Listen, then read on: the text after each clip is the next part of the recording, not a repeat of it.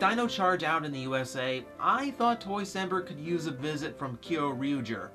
And since I only have one toy from that series that can be covered in a micro review, I made picking it pretty easy. So, I'm gonna break out Kyoryugen one more time so I can show you DX Bunpachy. The Zyudenryu partner of KyoryuGray, Bunpachy is a Pachycephalosaurus, and I apologize to any paleontologist watching if I botch that name. He uses the same base body as Zactor and Parasagun, with the appropriate changes for his features and species. He's molded entirely in gray plastic, with silver highlights and Kyoryuger's signature yellow. Naturally, the head is the most obvious feature, with a small horned snout and steel afro.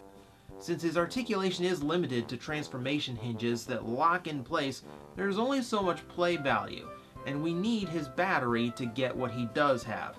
Like the others, it has a glow-in-the-dark side and a glittered side, which flips with the push of a button. And on the back, the name of the Zyudenryu. With the mouth open, the battery snaps into place inside. Once there, press the button on his belly to release the slide and shove it all the way in, which pops the ball from his head. Sure, you could just pull the ball off of his head, but shoving a battery down a dinosaur's throat is half the fun. Popped off, his most amusing detail is revealed, a construction worker's hat to replace the iron ball. That, of course, is now the end of his new mace tail. There's lots of hinges in the chain and a universal joint on the tail so it can swing a lot of ways. And it's really long, making him over 17 inches long from horn to mace ball.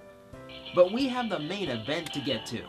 In the Gabu Revolver, his battery will only announce Bunpachy's name, which we'll hear from combining him onto Kyoryugen as well. So let's skip straight to that.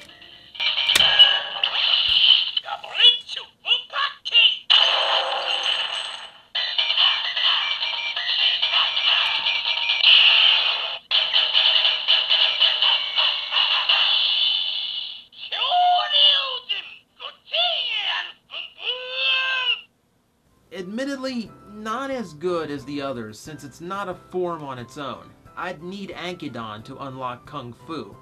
On its own, it's just a modified form. As an arm, Bunpachy's actually almost too long, nearly reaching the ground Kyoryugen's standing on.